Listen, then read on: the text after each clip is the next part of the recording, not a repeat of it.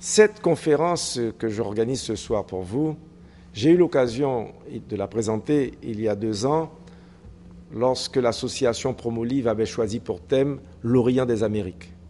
Je voudrais donc profiter de cet instant pour remercier sa présidente de l'association de Promolive, Mme Chiseka Lobelt, et qui avait préparé et orchestré cette manifestation autour d'un thème très fort, l'Orient des Amériques.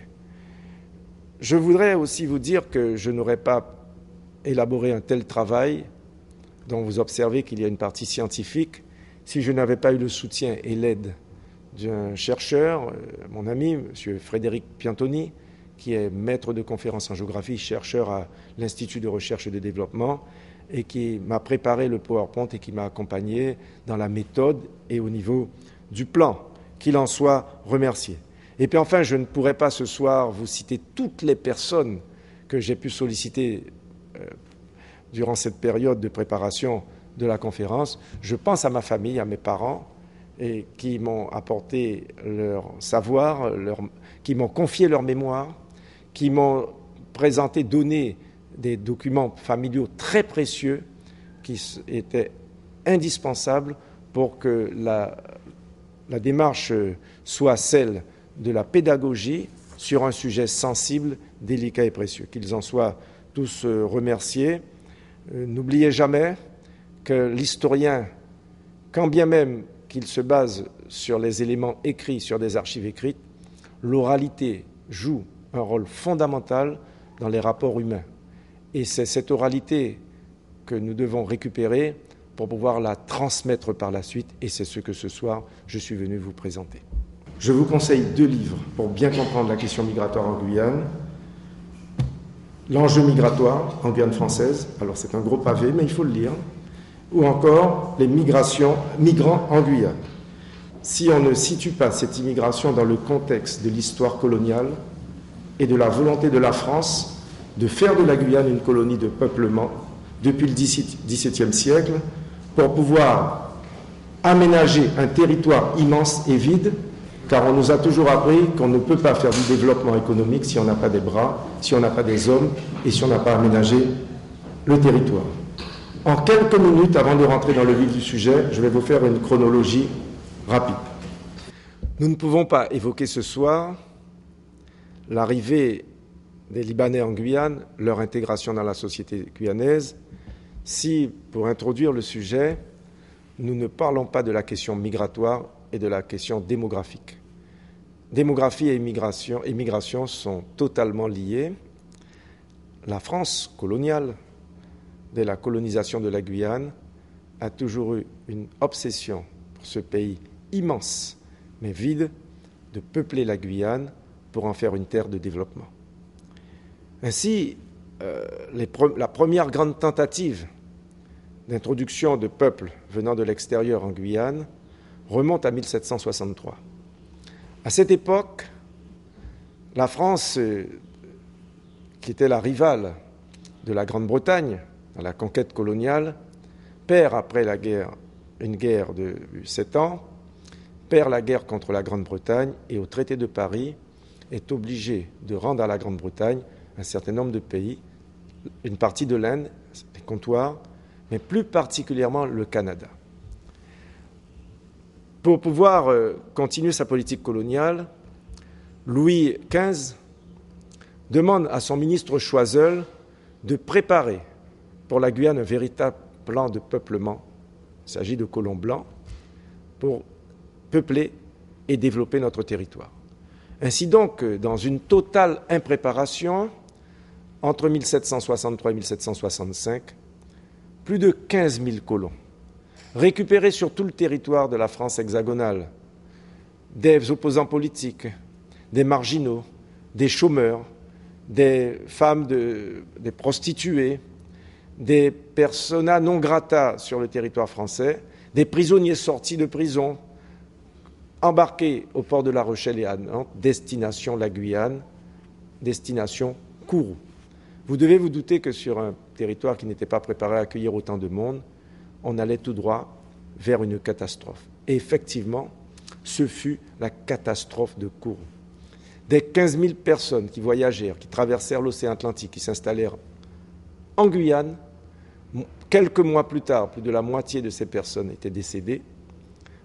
Plus de 10 000 personnes périrent dans cette expédition mal préparée. 1 millier de personnes pu survivre. Certains allèrent vers les îles du Salut et le gros de la communauté restante s'installa entre Sinnamary et Cunamama pour fonder la commune de Sinnamary. Des noms peuvent encore évoquer la présence de ces Français colons blancs sur le territoire aujourd'hui de Sinnamary. Voilà donc la première expérience malheureuse, douloureuse, qui a marqué l'histoire de la Guyane. Elle l'a d'autant plus marqué que l'image de la Guyane, celle dont on pense qu'elle est toujours la même encore aujourd'hui, eh bien, a perduré très longtemps. La Guyane de l'Eldorado était devenue l'enfer. Après, elle deviendra, vous le savez comme moi, le bagne, mais cet enfer a marqué l'opinion publique nationale française à cette époque. Aller en Guyane, c'était pour y mourir. Voilà ce que je peux vous dire, comment la France a introduit sa politique de peuplement par une histoire douloureuse qui aujourd'hui reste dans tous les esprits. Ensuite, d'autres tentatives ont eu lieu. Je pense à l'expérience de la mer Javoué, récupérant des affranchis qui étaient sur la fin de cette tête négrière dans l'océan Atlantique, rachetés à des navires négriers anglais particulièrement ou hollandais, et les installant en Guyane, et particulièrement dans la petite commune de Mana, pour en faire une petite colonie de développement au service d'une communauté, de la communauté religieuse, sous l'autorité admirable d'Anne-Marie Joavoué. Et puis enfin, la troisième partie, c'est l'histoire du bagne. Napoléon III, lui Napoléon Bonaparte, devenant Napoléon III, décide, toujours pour peupler la Guyane, d'installer sur notre territoire des bagnards dont il pensait qu'ils auraient pu venir, non seulement pour y rester, puisque c'était le principe de la double peine, d'y travailler et d'y faire souche. Malheureusement, lorsqu'il envoie des bagnards en Guyane, c'était des hommes, les femmes étant dirigées vers la Nouvelle-Calédonie. Entre 1852 et 1948, 72 000 bagnards auront traversé l'Atlantique. Là encore, catastrophe et échec, avec environ 50 000 morts. Le bagne a été aussi un véritable échec et a marqué pour très longtemps l'image négative de la Guyane véhiculée dans le monde entier et particulièrement en France et en Europe. Il y a eu d'autres expériences encore. La ruée vers l'or, lorsque le Brésilien Paulin découvre une pépine d'or en 1856, il n'y avait pas le téléphone arabe, mais dans toute la Caraïbe, on sait qu'il y a de l'or en Guyane. Ainsi donc converge vers la Guyane autant d'Antillais francophones, mais surtout des Antillais anglophones. Tout d'abord, en premier lieu, entre 1856 et 1880, environ 5 000.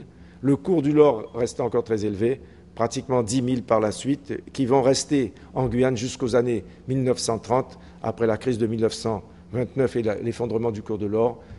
Ils disparaîtront des placers, mais nombreux sont celles et ceux qui resteront en Guyane pour y travailler, pour y faire souche et pour participer à la construction de notre pays. Puis d'autres expériences planifiées, l'immigration indienne entre 1856 et 1877, qui venait pour la plupart des comptoirs de Pondichéry, environ une expérience de 8 000, mais qui n'a pas abouti. Ils ne sont pas assez Indiens, hindouistans, ne sont pas restés en Guyane, ils sont partis vers le Suriname ou encore vers le Guyana, vers les îles anglophones. Ils étaient plutôt affectés au travail des plantations, dans les placers ou dans d'autres activités agricoles. Nous avons eu aussi la présence d'environ 300 Madériens, une expérience tentée entre l'île de Madère, qui est une île portugaise, au large de l'océan Atlantique, en face de la Mauritanie. 300 Madériens qui sont venus travailler en Guyane. C'était des personnes qui encadraient un peu l'activité administrative ou bien qui travaillaient dans les grandes villes, et notamment Cayenne. L'expérience encore, la tentative de faire venir en Guyane des anciens, enfin des Africains plutôt, mais pas des esclaves, des volontaires qui étaient censés venir travailler pour remplacer les esclaves qui avaient quitté la terre, mais là encore, expérience malheureuse, véritable échec, car ces affranchis, ces hommes libres qui étaient des salariés, vivaient dans des conditions comparables à celles de l'esclavage. On a celui dont on identifie un peu cette histoire, qui identifie cette histoire, est le tristement célèbre Détchembourg, dont on a dit qu'il était un assassin puisqu'il a été exécuté pour avoir semé la terreur dans l'île de Cayenne à un moment de sa vie. Et puis enfin, pour arriver au terme de toutes ces expériences de peuplement par les voies migratoires, qu'elles fût volontaires, organisées ou de façon inorganisée, on peut parler de l'expérience des Chinois et ensuite ce qu'on appelait les Anamites, c'est-à-dire actuellement vietnamiens, cambodgiens de la Cochinchine. La France était donc dans l'empire colonial français allait aussi jusqu'en Asie, et c'est ainsi donc que cette expérience, 170 Chinois d'abord du canton qui ont vécu dans Cayenne, dans le commerce, et puis ensuite les déportés politiques durant pratiquement un demi-siècle sont venus de ce qui est actuellement le Vietnam, l'ex-Indochine, pour y mourir, mais travailler, faire aussi construire, participer à la construction de ce pays. C'était de très grands spécialistes de la pêche. Et si vous allez sur le vieux port de Cayenne, vous pourrez regarder encore au milieu du fleuve à l'entrée de Cayenne ce qu'on appelle les barrières chinoises, qui était la technique de pêche des Chinois au milieu du port de Cayenne. Et puis enfin, outre les Martiniquais qui ont mené cette expérience, l'expérience qui a été menée à la suite de la catastrophe de la montagne Pelée, le volcan de la montagne Pelée en 1902, la commune de Montjoly, Cayenne, ces deux communes vont accueillir plus de 300 personnes venues se réfugier en Guyane et qui vont participer à la naissance et à la construction de Rémy-en-Montjoly. Voilà, j'ai très rapidement résumé l'histoire du peuplement et de la démographie entre le XVIIIe siècle et le début du XXe siècle, mais naturellement, nous allons revenir à notre sujet, celui qui vous intéresse, celui de l'arrivée des Libanais en Guyane, de ces quelques familles qui ont participé grâce à une volonté partagée et à l'accueil qui leur a été réservé à la construction de la Guyane. Quelle pirouette de l'histoire! La France a toujours couru après le peuplement de la Guyane et après la démographie. Territoire vide. Comment voulez-vous? Vous nous avez entendu ça dans toute notre enfance. Comment voulez-vous construire un territoire? Il n'y a pas d'hommes, il n'y a pas de femmes, il est vide. Aujourd'hui, dans les derniers recensements de l'INSEE, qu'est-ce qu'on dit? Il y a 52% de femmes pour 48% d'hommes. C'est un pays béni, la Guyane. C'est extraordinaire. Alors qu'en Chine, c'est l'effet inverse. C'est ici qu'il y a de l'avenir. Parce qu'il y a 50 ans, il y avait 44 000 habitants en Guyane. 40 000 habitants. Aujourd'hui, 230 000. En 2030, nous allons dépasser la Martinique et nous allons rattraper la Guadeloupe. Croissance naturelle, 3,9% par an. C'est la première croissance naturelle du nord au sud de l'Amérique. Vous voyez, pour une fois, nous sommes premiers. Et nous sommes 7e dans le monde, juste dépassés par Gaza. Le territoire de Gaza, ils sont les uns sur les autres, les malheureux. Tout cela pour vous dire que, en fait, la Guyane est devenue une terre attractive, et vous le savez, dans quelles conditions, je ne vais pas refaire l'histoire, l'arrivée du centre spatial, les 1200 km de frontières, et puis la France a complètement changé les règles avec la départementalisation, échec de la départementalisation économique, mais il faut reconnaître que sur le plan social, les transferts, le RNI, le RSA aujourd'hui, et tous ceux qui attirent, toutes celles et tous ceux qui viennent chercher sur notre territoire une part de bonheur. Voilà donc cette histoire de migration dans laquelle, l'histoire de la migration, s'inscrit l'arrivée des Libanais en Guyane. Ainsi donc, il faut, pour comprendre cette migration des originaires du Liban, je dois vous proposer un plan. Le Liban, imaginé, sorti de mon imaginaire, pour concrétiser cet imaginaire par 2 voyages initiatiques, l'expérience d'une découverte, le parcours sur la terre des ancêtres, le temps du voyage, les parallèles entre les parcours itinéraires migratoires et les voyages personnels, en fait, j'ai fait le voyage à l'envers.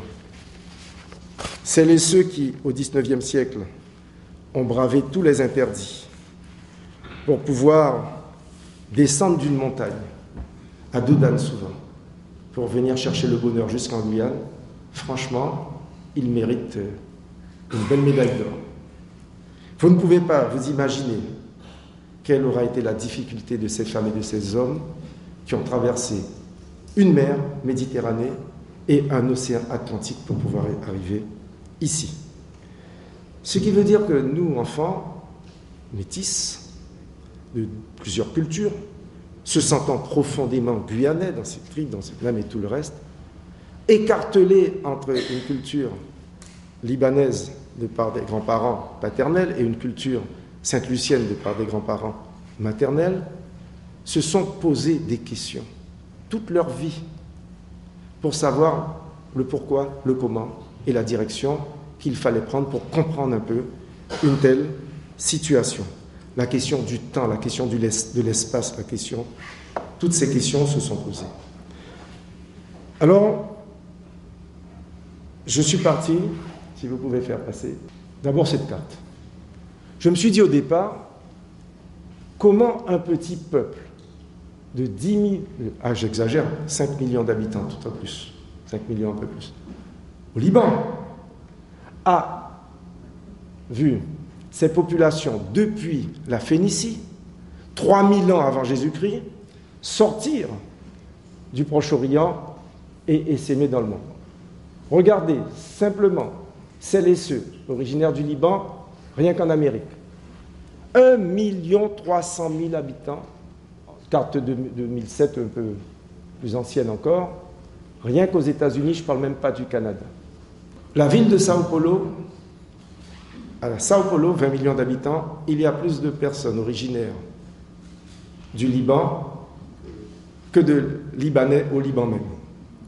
Et d'ailleurs, Sao Paulo a un maire, aujourd'hui un maire d'origine libanaise, après avoir eu un sacré gouverneur, Paolo Malouf, mais je préfère ne pas parler de lui aujourd'hui. Vous regardez l'Afrique, partout, des petits points verts. Vous regardez l'Europe partout, peut-être seulement en Asie, un peu au Japon, très peu au Japon, ou en Indonésie, et puis l'Australie. C'est donc pour comprendre que j'ai décidé de remonter le temps. J'ai donc décidé de partir de Cayenne. Voilà. Le quartier. Voilà le quartier historique de Cayenne où ont vécu et vivent encore une grande partie de la communauté libanaise. C'est l'axe François Arago, c'est l'axe, ce qu'on appelle chaussée Sartine, lieutenant Becker, Christophe Colomb, la rue Monnerville, et puis on aura l'occasion de venir à la rue de la Liberté, Canal de Saint. L'axe, la base. Et je suis parti du cimetière de Cayenne. Pour vous montrer que la plupart des Libanais, quand ils ont quitté le Liban, ils sont venus, ils ont vécu et ils sont là. Voilà la tombe, quelques tombes des familles libanaises de Guyane. Le cimetière de Cayenne a une très belle et grande histoire. Nous sommes partis d'ici. Ces personnes n'ont pas demandé à être enterrées ailleurs qu'ici, en Guyane, à Cayenne. Et du cimetière de Cayenne, je suis parti vers la remontée du temps. Maintenant, vous prenez un avion tous les soirs, si vous voulez, si vous avez les moyens. Vous arrivez demain matin à Orly, transfert Roissy à 10h du matin, vol vers Beyrouth, à 15h, vous êtes à Beyrouth. C'est ce que j'ai fait. Je suis arrivé à Beyrouth un jour. Je suis arrivé dans cette ville. C'est une ville, une grande ville de 2 millions d'habitants, énorme, une métropole avec ses embouteillages, avec ses difficultés. Il faut 3 heures pour traverser Beyrouth. 3 heures. Les klaxons, le bruit. C'est la porte de l'Orient, Beyrouth, avec ses fantaisies. C'est une ville cosmopolite, très urbaine, chaleureuse et tout. Vous n'avez qu'une hâte, lorsque vous arrivez à Beyrouth, c'est de sortir de Beyrouth. Vous quittez Beyrouth, 3 heures d'embouteillage. Vous prenez la direction de la montagne, et après la bifurcation direction Tripoli, la mer ou la montagne, vous arrivez dans la montagne à 21h. Comme c'est l'été, au coucher du soleil. Nous sommes un soir du mois de juillet et nous voyons le coucher du soleil sur la vallée des Saints. La vallée des Saints a une grande histoire. C'est l'histoire de la résistance des Libanais face à l'invasion turque et notamment des Maronites. Quand vous visitez cette vallée des Saints, vous êtes à 1500 mètres d'altitude ici, mais vous descendez à 1200 mètres de profondeur. Les moines, les prêtres, les femmes et les hommes se cachaient pour empêcher de se faire assassiner et éviter les tortures de l'armée de l'Empire ottoman et de l'armée turque. Et vous arrivez là. Comment voulez-vous ne pas être ému? Ne pas avoir un coup dans la tête? Parce que là, vous commencez à vous poser des questions sur le départ incertain des parents et des grands-parents. Vous allez arriver à Basroun à 21h. Ainsi commence l'aventure. Cette montagne, elle est majestueuse, elle est dominatrice, elle est imposante. C'est un des rares pays au monde où vous passez de la mer à la montagne en moins d'une demi-heure. C'est un des rares pays au monde où vous pouvez aller au mois de décembre, vous baignez encore, l'eau est un peu froide quand même, à Tripoli ou à Sidon, et que vous avez 4 mètres de neige à 1500 mètres d'altitude. Tout cela pour vous dire que vous cherchez à sortir de cette émotion et à comprendre. Et dès le lendemain, vous avez envie d'aller de partout. Vous voulez aller à Béchari, vous voulez aller à Sgorta, vous voulez aller à Eden. Vous voulez faire en 2 jours, 3 jours, ce que vous n'avez pas fait toute une vie, parce que vous avez faim de connaissance et de compréhension. Ainsi, Basroun a été mon lieu de vie, où je suis arrivé, où j'ai retrouvé, malheureusement, avec les difficultés de la non-maîtrise de l'informatique, j'ai perdu la photo de la maison familiale de mes grands-parents. Je demanderai à mon cher ami de me le renvoyer. Une petite maison en pierre, avec une pièce. Une seule pièce au milieu de ce village, où il n'y a qu'une fontaine d'eau. Parce qu'en fait, ce qui vous frappe le plus lorsque vous arrivez dans ce village, ce sont les maisons traditionnelles, mais où on voit aujourd'hui émerger un certain nombre de maisons beaucoup plus cossues, résultat des réussites d'un certain nombre de Libanais qui sont revenus pour construire aussi une résidence secondaire dans ce village. Et vous êtes marqué par le bruit de la fontaine, l'eau. Est-ce que vous savez que l'eau, c'est vraiment le problème du Proche-Orient? Et des historiens nous racontent que le conflit entre Israël et la Palestine, c'est un conflit, a toujours été le conflit de l'eau. L'eau a conduit des hommes à s'entretuer, car l'eau est rare.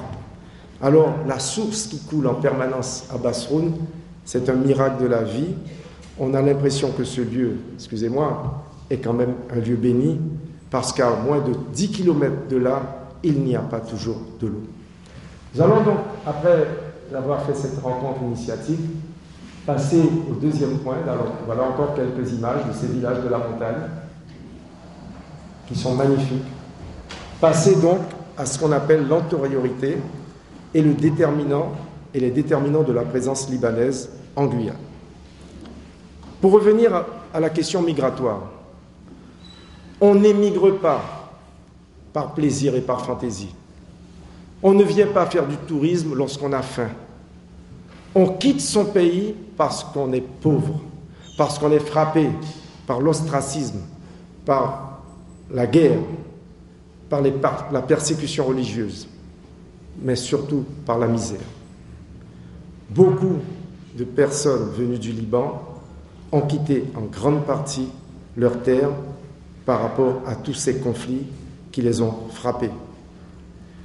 Alors, les véritables causes qui ont conduit les Libanais à venir en Guyane. Ce pays de 4 500 000 habitants, qui a une longue et millénaire histoire, plusieurs facteurs. Il ne faut pas ignorer le facteur religieux. Le Liban, petit pays, il y a 17 communautés religieuses. Chrétiens, maronites, catholiques, église romaine, orthodoxe, alors même entre catholiques, chrétiens, tout ça c'est compliqué. Grecs, arméniens, jacobites, chaldéens, protestants, musulmans, qui sont majoritaires aujourd'hui. Les chiites, le Hezbollah, les sunnites, les druzes, les alaouites, les ismaéliens, puis bien d'autres encore. Il y avait des juifs arabes, mais avec le conflit entre Israël et les pays arabes, ils ont pratiquement disparu. Alors il faut dire que les migrations ont commencé dès les années 1860, lorsque le nord du Liban a été frappé par l'horreur de la guerre, de l'occupation de l'homme. Alors la France et la Grande-Bretagne, qui faisaient semblant de s'entendre après la guerre franco-allemande, avaient aussi leur propre rivalité sur l'ensemble du Proche-Orient. Il y a eu des négociations qui avaient commencé dès 1848 pour pouvoir récupérer ce qu'on appelle des routes commerciales, parce que vous devez vous douter, si vous aimez la géographie, que... Oui, ça me gêne, ça. Vous devez vous douter que cette porte de l'Orient est la porte d'entrée et de sortie vers l'Europe et vers l'Asie, et encore plus loin, vers les Amériques. Les tensions vont atteindre leur paroxysme dans cette zone que je vous ai située sur le plan géographique, à la suite des révoltes des paysans maronites contre les notables traditionnels qui subissent donc une sévère répression de la part des Druzes, 1200 morts en 3 mois dans le nord du Liban, c'est la zone géographique que j'ai située. Quelques mois plus tard, 11 000 morts, ils sont à 8 000 là, en ce moment, 11 000 morts en Syrie, à Damas. Ainsi, une commission internationale sous l'égide de la France et de la Grande-Bretagne décide de ramener une paix précaire au Liban, ce qui va donner plus tard, lorsque la France aura un mandat sur la Syrie et le Liban, de mettre en place un nouveau pays qui deviendra autonome dès 1926 et indépendant en 1943, sur la base du confessionnalisme politique, qui est encore une autre complication. Le deuxième facteur, donc après la persécution, c'est l'immigration. C'est le déséquilibre entre une population croissante et la rareté de la terre, qui est la principale ressource d'une région agricole dans un espace cloisonné. Le Liban, c'est 10 000 km². La Guyane, c'est 83 000 km². Coincé entre la Syrie, coincé entre Israël aujourd'hui et l'océan et la mer Méditerranée. Face à cette fragilité politique et économique de cette partie du Liban, la montagne n'offre pas de perspective d'avenir aux habitants du Nord en pleine croissance démographique. Les petits propriétaires terriens sont ruinés. La terre qui a été pendant longtemps abondante ne nourrit plus les milliers de jeunes. C'est dans cette partie du pays qu'il y a une démographie galopante qui souffrent de l'isolement, de l'enfermement, qui n'ont plus d'espérance pour pouvoir trouver ne serait-ce qu'un emploi. Pendant longtemps, cette montagne, je vous ai montré la vallée, qui était la citadelle, le refuge, le lieu de protection de ces peuples persécutés, deviendra le mur infranchissable, d'où les énormes difficultés. Alors derrière ce mur commence à cogiter dans l'esprit de ces habitants, de ces jeunes particulièrement, le mythe du départ qui prend forme. Ainsi donc naît pour nombreux de ces enfants le mythe des Amériques. Alors les montagnards savent que les Amériques, dont ils reçoivent, je ne sais pas comment du reste, des informations, il fallait peut-être 2 mois pour qu'un courrier arrive, de bonnes informations sur l'American Way of Life, les États-Unis surtout. Les informations qui sont données par les primo-partants créent l'espoir chez ces jeunes. Saisir sa chance est un leitmotiv, une détermination forte et irréversible. Les Amériques deviennent donc la terre du salut pour beaucoup de ces jeunes Libanais qui n'ont plus de perspective d'avenir. Entre les conversations, le plan est simple. Le couple, jeune, souvent on a 19 ans lorsqu'on se marie, l'homme, l'épouse a 15 ans, on a déjà un enfant dans le village, on laissera le fils dans le village. Parce qu'interroger un migrant, quel qu'il soit aujourd'hui, même en Guyane, jamais un migrant vous dira lorsqu'il quitte sa terre, qu'il ne retournera pas un jour chez lui. Mais jamais, jamais. C'est partir pour revenir, pour démontrer sa capacité à travailler et pouvoir revenir sur sa terre natale. Et souvent, il ne fallait pas beaucoup pour qu'un migrant retourne chez lui après quelques années aux Amériques ou en Afrique, avec un petit capital de 500 pièces d'or économisées. Ce capital de 500 pièces d'or était le symbole de la réussite sociale, et on venait souvent couvrir la toiture de la maison des grands-parents, parce que souvent c'était des toitures en chaume. C'était le symbole de la réussite. Et c'est parmi toutes ces expériences que je pourrais citer. Donc, mes grands-parents paternels, mon grand-père aîné, était né donc en 1882 dans ce village de Basroun. Et du reste, ce grand-père, j'ai retrouvé son acte de naissance. On n'a jamais dit qu'il était né à Basroun au Liban, on a dit qu'il était né en Syrie, sur l'acte de naissance, authentifié. Et lorsqu'il meurt en 1955, j'ai retrouvé encore une carte de séjour en 1952. Il n'était pas français en 1952, malgré toutes les demandes répétées. Alors comme c'était les liens du sol à l'époque, les enfants sont tous devenus français. Et ni lui, ni son épouse, à leur mort, ne sont devenus français après pratiquement 45 ans de Guyane. Ainsi donc, ils ont laissé l'aîné au Liban, à Basroun, et ils tentent l'aventure. L'aventure commence, et c'est là que nous allons voir maintenant les parcours migratoires. Ils quittent Basroun, ils descendent certainement à pied ou à dos d'âne la montagne, arrivent à Tripoli, au gré des navires qui partaient vers le centre, vers la Méditerranée, enfin vers Marseille, Gênes en Italie, ou encore le port de Barcelone, ou encore les îles espagnoles de Las Palmas. Ils s'installent, ils attendent. Ils arrivent à Marseille, ville relais transit. Voilà. Le port de Marseille vers 1900. Ce qu'on appelle maintenant le Vieux-Port.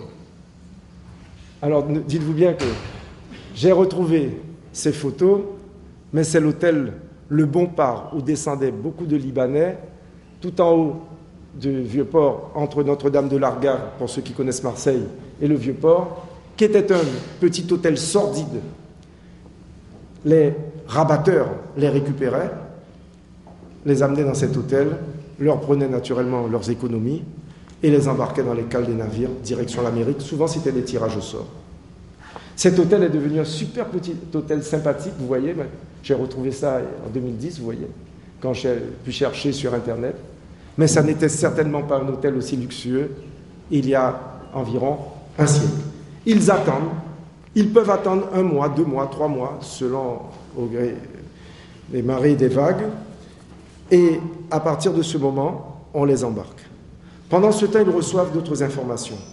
Et ceux-là dont je veux parler après cette escale de Marseille,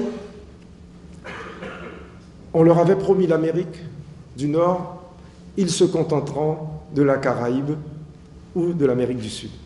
Au départ, ils savaient qu'il y avait des parents, soit à Cuba, il y a une forte communauté libanaise à Cuba, en Jamaïque, à l'île de la Dominique et déjà en Guadeloupe. Et ils descendent au gré des navires, des bananiers souvent qui les amènent vers les Antilles. Ils ne restent pas aux Antilles. Ils prennent un caboteur et pendant quelques jours, on leur apprend qu'ils ont des parents au Suriname, à Paramaribo. Direction Paramaribo.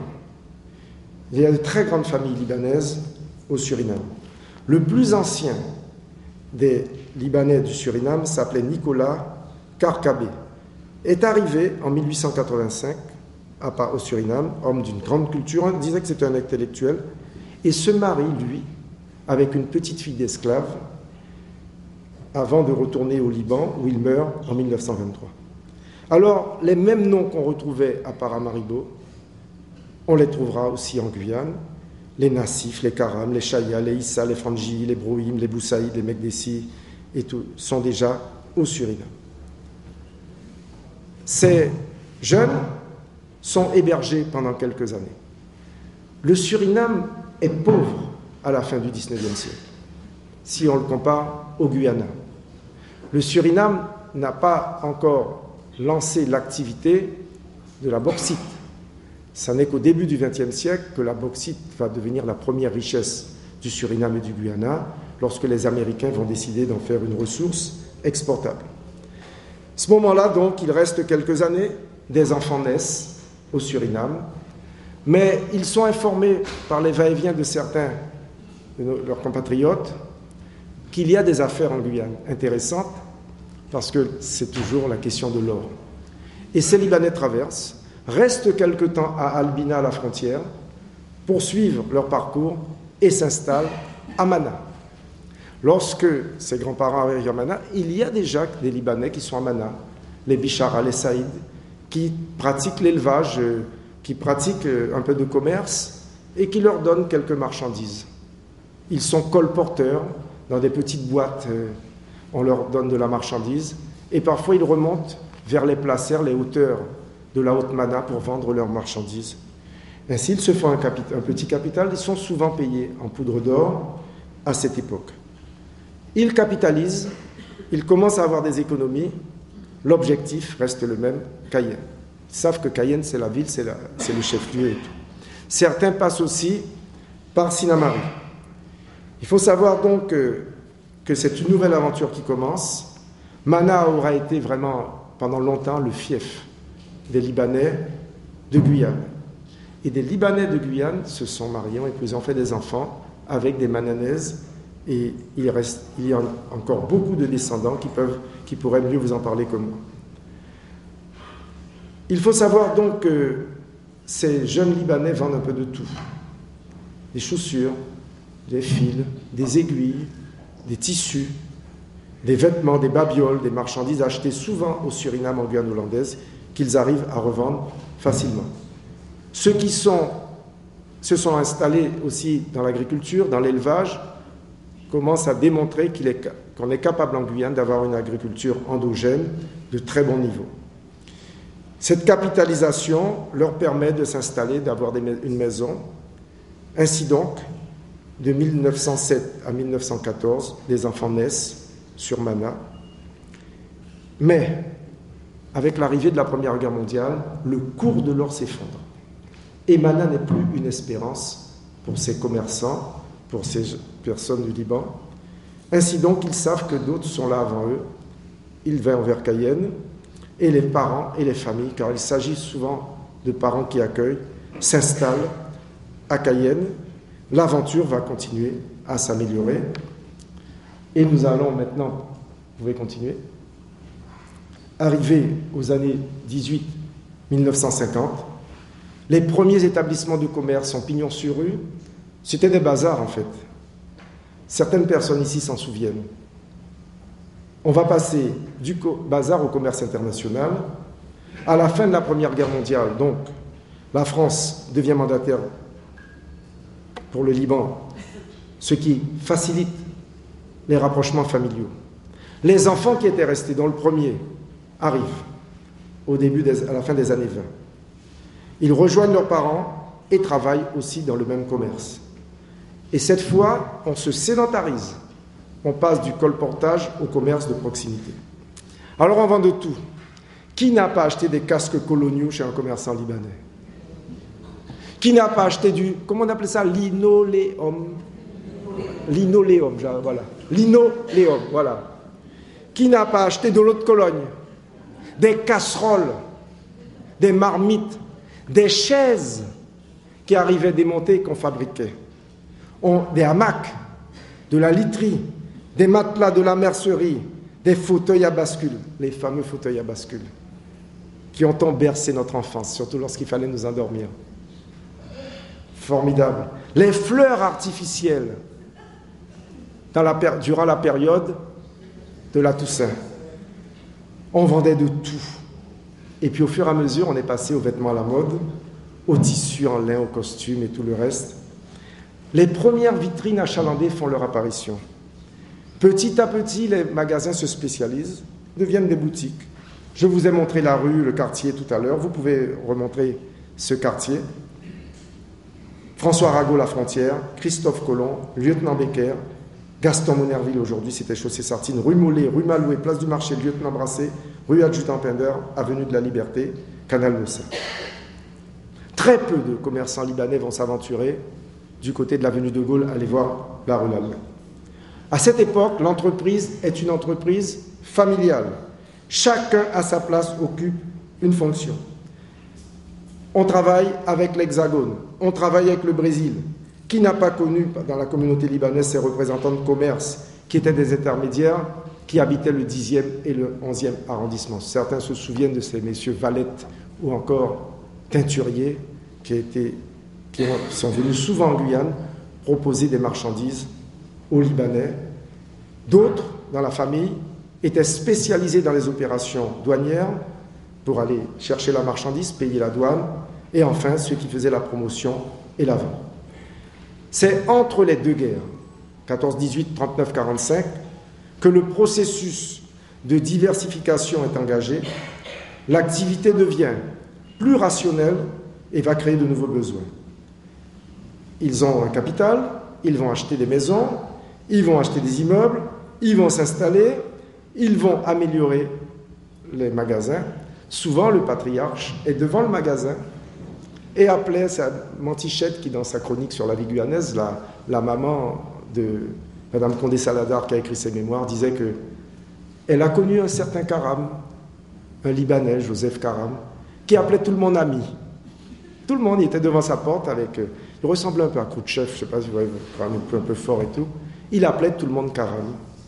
Et il était heureux de pouvoir recevoir, discuter, échanger. Il attirait la clientèle, mais c'est l'école qui va devenir l'outil d'intégration, le ciment des relations entre la communauté guyanaise, la communauté créole et les Libanais. Du reste, ces parents-là, en tous les cas dans ma famille, allez savoir pourquoi, n'ont jamais appris à leurs enfants d'apprendre à parler l'arabe. Seulement lorsqu'il fallait les gronder, ou parfois les prières.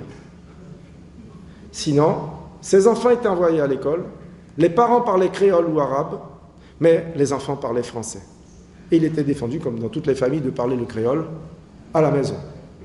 Ce qui veut dire que les enfants guyanais des années 30, libanais, devenus guyanais, n'ont jamais eu de difficulté à s'intégrer dans la société guyanaise et à y vivre quand même. C'est l'époque où les associations sportives ont pignon sur rue, prennent de l'ampleur. À ce propos, je profite pour vous dire que cette association dont on dit qu'elle a été l'âme des Libanais, l'association, l'ASL de sport guyanais, qui va commémorer, vous serez bien invités dans quelques mois, son centenaire, le 24 octobre 2012, n'a pas été créée par des Libanais, elle a été créée par des Martiniquais. On pensait que c'était le club colonial, mais c'est le sport guyanais qui a été créé. Eh bien, ces jeunes Libanais adhèrent, et le père de Georges Chaoul a été un dirigeant dans les années 30 du sport guyanais. Je me demande s'il a été un des cofondateurs. En 1912, je dis 1930, cofondateur. Quand on parlait de l'équipe du sport guyanais, on disait l'équipe des frères Karam. Il y a eu Michel Jean Karam, ailier gauche, Emmanuel Karam, ailier droit. Élie Karam n'était pas au sport guyanais. Lui, il jouait aux éclaireurs. Il n'était pas très doué. Mais il a pas un grand footballeur, mais il est devenu par la suite un des plus grands dirigeants du sport guyanais. Ces joueurs, donc, jouent avec leurs camarades, leurs amis. Ils seront dirigeants, entraîneurs, présidents, secrétaires, sportifs. Ils faisaient du basket, du football et tout le reste. Ils s'intègrent dans la société guyanaise et tous les amis sont guyanais, sont créoles. Ils vont à la chasse, ils vont à la pêche, ils vivent ensemble, ils sont dans le scoutisme. Ils sont partout présents.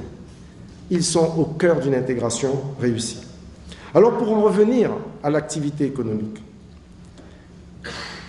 après la guerre, on voit apparaître les premières formes de ce qu'on appelle, ce que les Brésiliens appellent le négoce.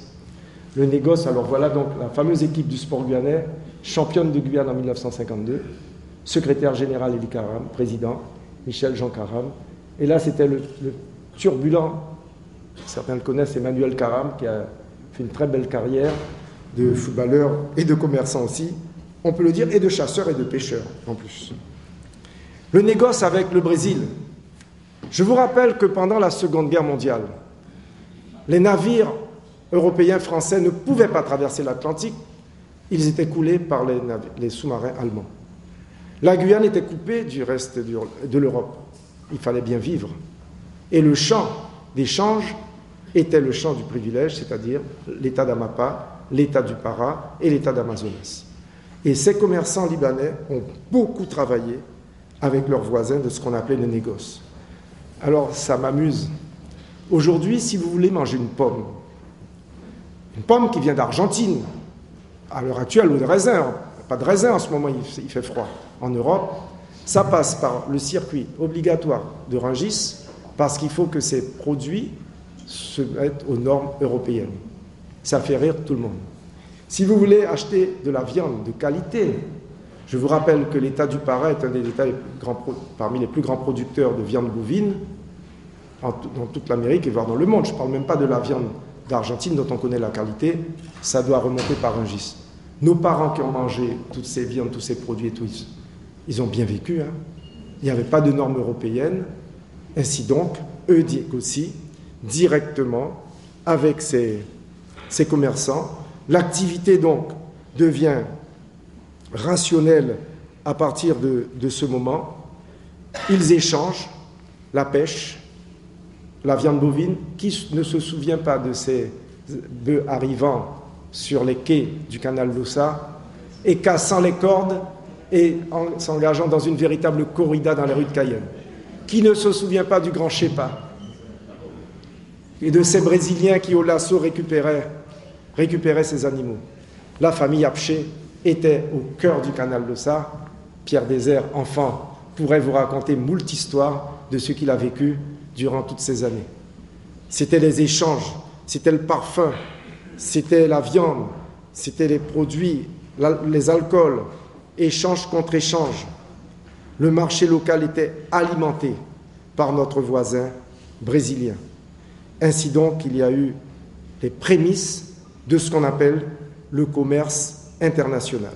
Des liens très forts se sont tissés entre les Brésiliens et les Guyanais, et du reste, tous les enfants originaires du Liban et les Guyanais du canal d'Ossa ont toujours parlé le portugais, sans avoir mis les pieds une seule fois dans une école pour apprendre le portugais.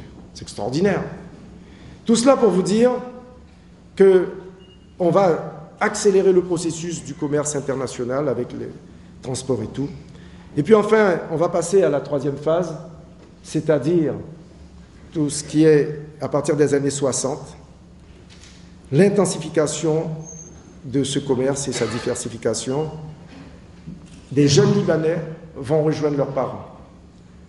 Mesdames et messieurs, des années 1960 à 1975, la diversification s'accélère.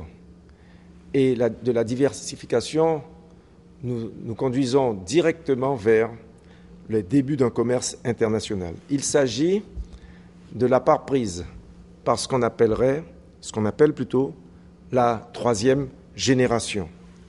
On assiste donc à l'intensification de la diversification de ce commerce international. En fait, on passe à un autre stade. Des jeunes Libanais rejoignent leurs parents dans un regroupement familial qui est, si on peut le dire, propulsé par ce qui se passe au Liban dans les années 75 et le début de la guerre civile. Ces jeunes Libanais rejoignent les réseaux familiaux, d'autres qui sont partis faire leurs études aux États-Unis, au Canada ou en Europe, viennent diplômés rejoindre les familles.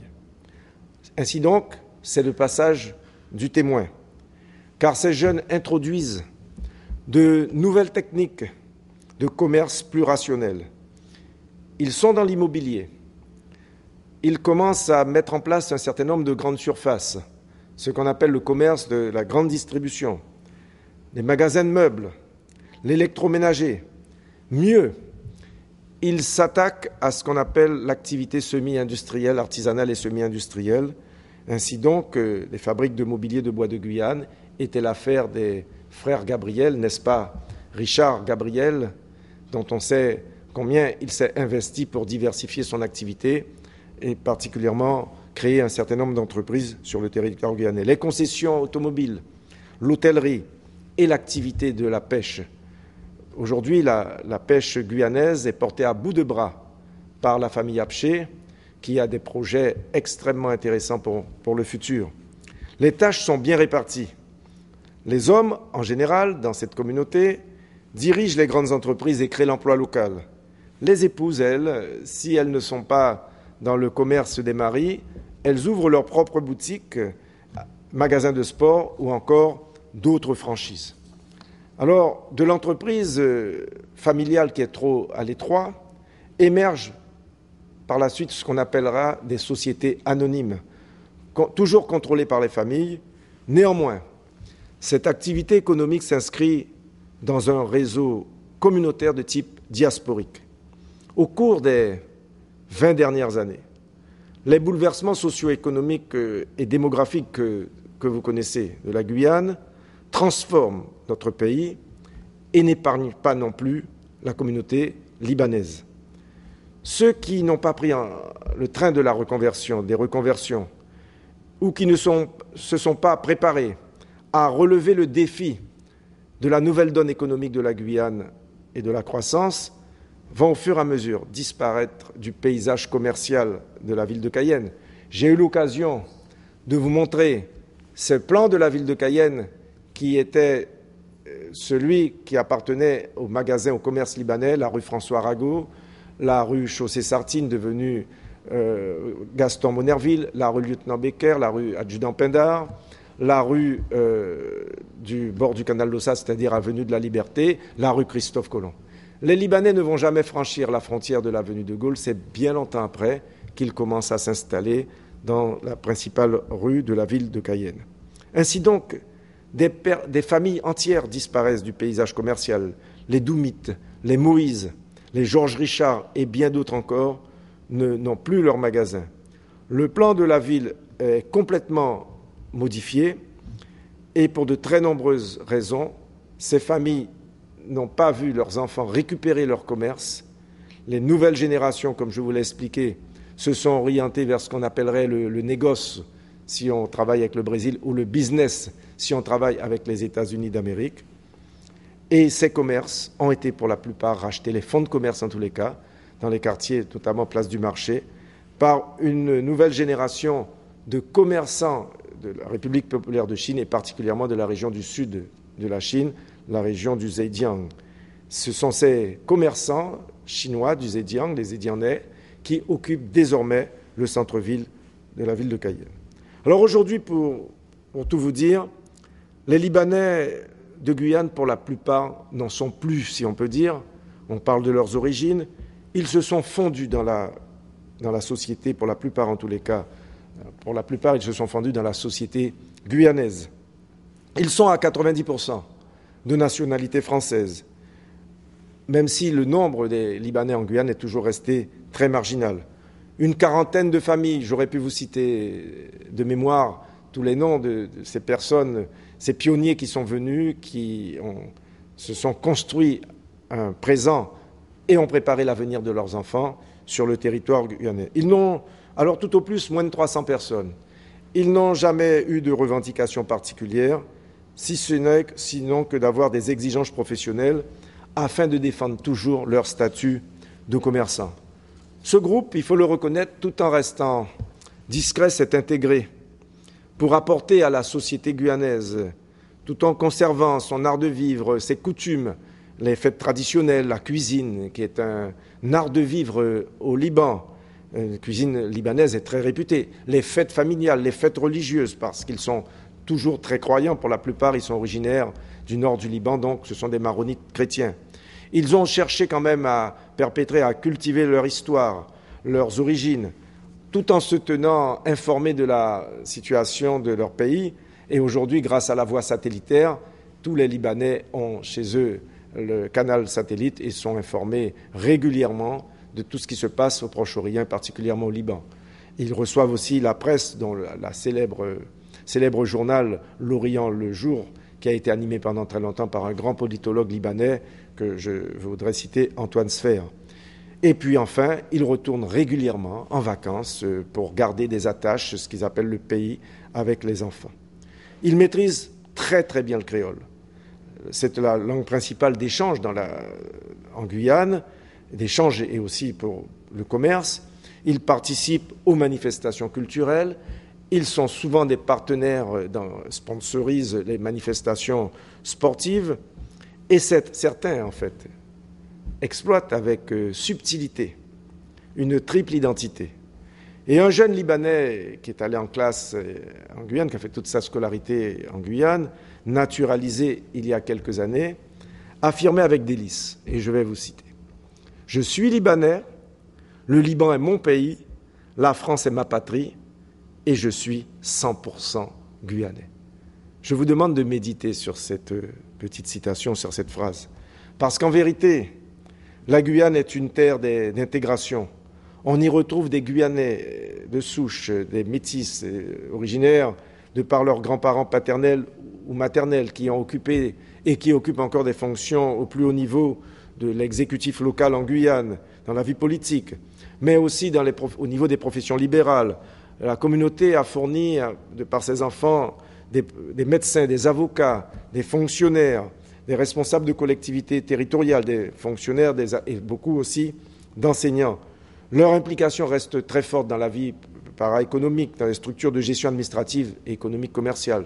Nous pouvons citer pêle-mêle la CCIG, le tribunal de commerce, l'Union des commerçants de Cayenne, par exemple. Les associations sportives, nous les avons citées il y a quelques instants, mais là encore, ils sont très présents dans les associations culturelles, philosophiques et autres. Je pense aux clubs services tels que le Rotary, le Kiwanis, le Lions Club et bien d'autres associations.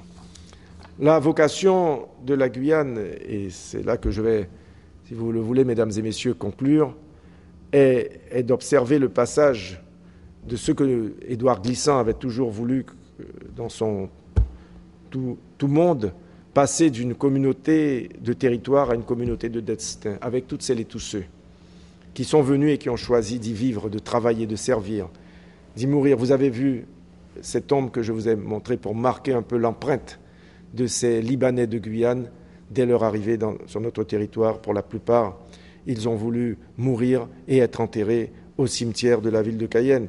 Ils ont respecté ce principe de se fondre dans le moule des valeurs, fondé sur le droit, le devoir et la règle. Je pense que la communauté libanaise fait partie de ces valeurs qui ont été évoquées il y a quelques instants. Alors pour conclure de façon maintenant tout à fait définitive, et pour en terminer, ce voyage initiatique que j'ai voulu vous faire partager ce soir ensemble, à travers le temps, la distance et la mémoire, est une façon pour moi de rendre hommage à ce grand-père paternel que j'ai aperçu au crépuscule de sa vie et qui se rendait chaque fin d'après-midi rencontrer ses amis guyanais, dont l'illustre Michel Louillet. Ils s'asseyaient ensemble sur un des bancs de la place des Amandiers, les yeux rivés vers l'horizon. Chimère, nostalgie d'un retour qui n'a jamais eu lieu, ce retour aux sources, ou plutôt fierté d'avoir accompli sa vie sur la terre qui lui a tendu la main, qui l'a accueilli, et d'avoir permis à ses enfants de s'intégrer dans cette Guyane qui est une terre d'accueil par excellence. Tout cela pour vous dire que je vous ai raconté cette histoire avec beaucoup d'humilité, avec beaucoup d'amour, avec beaucoup de plaisir, car si on vous raconte toujours autant d'histoires, c'est qu'on vient toujours de quelque part. Et ce quelque part, c'est ce que j'ai voulu vous faire partager avec moi ce soir. Je voudrais donc vous remercier de m'avoir écouté, d'avoir eu la patience de pouvoir m'écouter. Et ce que je sais, c'est que nous avons toujours envie d'apprendre les uns des autres pour construire un pays que nous aimons tant. Il s'agit de la Guyane. Merci une nouvelle fois d'être venus aussi nombreuses et aussi nombreux pour participer à cette conférence sur les Libanais de Guyane, dont le slogan que je vous ai présenté tout au début, « Assieds-toi de travers, mais parle droit », il y a une explication en profondeur. Ça veut dire que, d'où que vous veniez, qui que vous soyez, lorsque vous êtes accueilli dans un pays, ne venez pas vous placer au centre qu'il ne vous est pas donné, Faites-vous votre juste place là où il faut, respectez les règles et les devoirs du pays qui vous a toujours accueilli. C'est un principe fondamental et c'est le sens de l'hospitalité que la Guyane donne à bras ouverts à toutes celles et tous ceux qui ont choisi ce pays pour partager ensemble avec nous cette communauté de destin.